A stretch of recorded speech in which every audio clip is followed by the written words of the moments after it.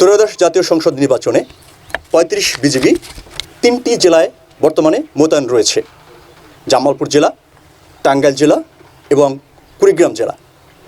কুড়িগ্রাম জেলার সীমান্তবর্তী 2টি উপজেলায় আমরা দায়িত্ব পালন করব। মোট 21টি উপজেলা আমরা দায়িত্ব পালন করব। 21টি উপজেলার মধ্যে 4টি উপজেলা সীমান্তবর্তী হয়, সেখানে 35 বিজিবি তথা জামালপুর ব্যাটালিয়ন এককভাবে দায়িত্ব পালন করবে।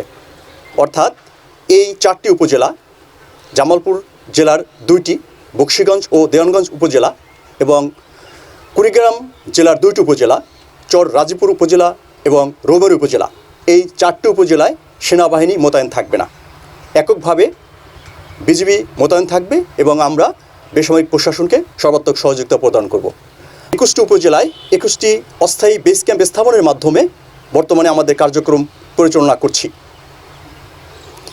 এর মধ্যে জামালপুর জেলার 7টি বেস ক্যাম্পে আমরা মোট 16 প্লাটুন বিজিবি সদস্য, টাঙ্গাইল জেলার 12টি বেস ক্যাম্পে মোট 19 প্লাটুন বিজিবি সদস্য এবং কুড়িগ্রাম জেলার 2টি উপজেলায় মোট 8 প্লাটুন বিজিবি সদস্য, সর্বমোট 43 প্লাটুন বিজিবি সদস্য আমরা মোতায়েন